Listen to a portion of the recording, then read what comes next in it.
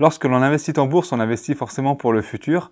Dans cette vidéo, nous allons justement voir un critère précis qui nous permet de mesurer s'il est intéressant ou pas d'acheter une action donnée en fonction de son cours actuel et de sa croissance future estimée. Juste avant de commencer, je vous invite à vous abonner si ce n'est pas déjà fait à la chaîne YouTube en cliquant sur le bouton s'abonner sous la vidéo. Et également à activer la clochette des notifications, ça vous permettra d'être informé de la sortie des prochaines vidéos. Et également en allant sur le premier lien en description de cette vidéo, vous recevrez gratuitement le nom de la dernière action que j'ai ajoutée à mon portefeuille boursier et j'irai plus loin en vous expliquant les stratégies que j'utilise pour investir. Pour rappel, vous vous souvenez, dans une précédente vidéo, nous avions parlé du PE ratio, qui est calculé en divisant le cours de bourse le plus récent par le bénéfice par action. Je vous mets d'ailleurs le lien en haut à droite si vous voulez revoir la vidéo. Donc le PE ratio permet de mesurer le nombre d'années de bénéfices que les investisseurs sont prêts à payer pour l'achat d'une action. Donc vous voyez bien que là, on parle d'une image à l'instant T de l'entreprise, puisqu'on regarde le bénéfice actuel de l'entreprise et regarde le cours de bourse actuel de l'entreprise. Donc ce ratio est intéressant. Par contre, il a une limite importante qui est qu'il ne tient pas compte de la croissance future. Puisque vous voyez que dans la formule de calcul du PE ratio, qui est peut-être le ratio le plus utilisé en analyse fondamentale, eh bien, à aucun moment dans cette formule de calcul, on prend en compte le futur. Donc pour mesurer l'intérêt d'acheter une entreprise à l'instant T en prenant en compte ses bénéfices futurs prévus, il existe justement un ratio qui s'appelle le PEG ratio, donc Price Earning Growth Ratio, qui permet d'évaluer une entreprise en comparant son cours de bourse actuel avec la croissance future du bénéfice prévu. Bien sûr, c'est une croissance estimée, parce que rien ne garantit que la croissance estimée arrivera, mais voilà, on est obligé de faire des suppositions, de prendre des hypothèses. Et donc, ce ratio est très intéressant puisqu'il nous aide à trouver de la croissance à un prix raisonnable. Parce que quand on achète une entreprise, on l'achète bien sûr parce qu'elle est saine actuellement, elle fait des bénéfices actuellement, mais on l'achète aussi parce qu'on pense que les bénéfices vont augmenter dans le futur. Et donc, ce ratio nous permet de voir si le cours actuel est intéressant par rapport aux bénéfices futurs, enfin à la croissance estimée des bénéfices futurs. La formule de calcul du PEG est assez simple puisqu'elle est calculée en divisant le PER par la croissance estimée des bénéfices futurs en pourcentage. Je vais prendre un exemple pour vous montrer qu'il faut regarder la situation à l'instant T de l'entreprise, mais aussi bien prendre en compte ses bénéfices futurs. Vous allez voir que ça peut changer la vision qu'on a. Dans cet exemple, on va prendre donc la société A et société B. Donc, c'est un exemple fictif que j'ai fait, bien sûr, mais avec des chiffres réalistes qu'on pourrait trouver sur des vraies entreprises. Donc, concentrez-vous uniquement sur la colonne PER pour l'instant, sans regarder la suite. Donc, on voit que la société A a un PER de 17 et la société B a un PER de 12. Je rappelle que plus le PER est faible, et mieux c'est. Puis ça veut dire que, par exemple, pour la société B, il faut seulement 12 années de bénéfices actuels pour payer le prix d'une action actuelle. Alors pour la société A, il faudrait 17 années de bénéfices pour payer le prix d'une action actuelle. Donc si on regardait que le PR, on se dirait qu'il vaut mieux acheter la société B.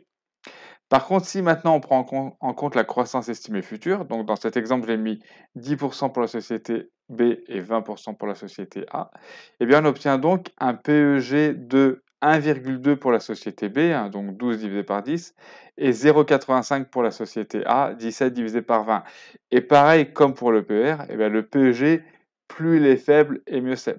Et donc on voit qu'on obtient un PEG finalement plus faible, donc plus intéressant pour la société A, puisque donc sa croissance est du double de la société B. Par contre, son PER n'était pas le double. C'est pour ça que finalement, le PEG de la société A est plus intéressant.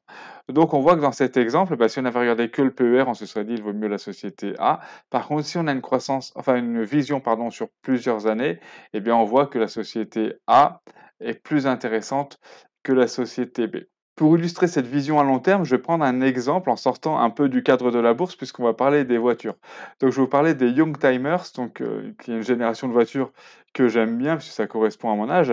Là, vous voyez donc la fameuse 205 GTI.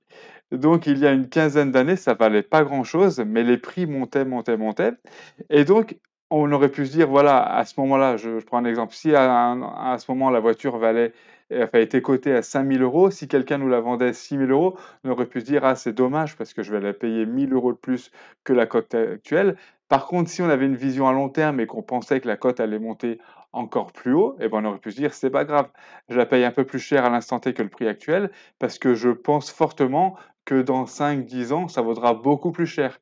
Et je vous montre cette photo-là, vraiment la voiture que vous voyez à l'écran a été vendue aux enchères au prix de 43 000 €. Donc c'est pour vous montrer que des fois, il faut accepter enfin, on peut s'autoriser, pardon, à payer quelque chose qui nous paraît un peu cher par rapport à sa réalité à l'instant T, si on pense fortement que son prix vaudra encore beaucoup plus cher dans le futur, eh ben, on est quand même gagnant. Et donc la 205 GTI, c'est trop tard. Par contre, il y a une autre voiture qui est la 406 coupé, encore une Peugeot, qui est actuellement pas chère et qui certainement dans 5-10 ans vaudra beaucoup plus cher parce que c'est vraiment une voiture avec une ligne assez intéressante qui a été faite par Pininfarina.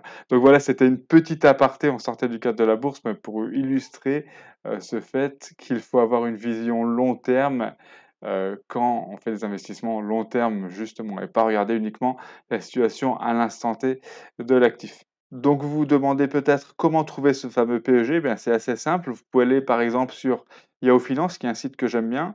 Vous allez dans la barre de recherche du site et vous tapez le nom de l'entreprise dont vous voulez le PEG. Dans cet exemple, on va prendre Microsoft. Puis vous allez dans l'onglet statistiques. Et ici, donc, vous avez le rapport PEG avec la croissance estimée sur les 5 ans. Donc pour Microsoft, ça nous fait un rapport PEG de 2,10. J'espère que cette vidéo vous aura apporté des informations intéressantes. Je vous rappelle que le PEG n'est qu'un indicateur parmi d'autres, hein. Bien sûr, il faut regarder plusieurs facteurs avant de prendre cette décision. Mais malgré tout, le PEG est une bonne indication pour trouver une action au beau prix par rapport à sa croissance estimée future.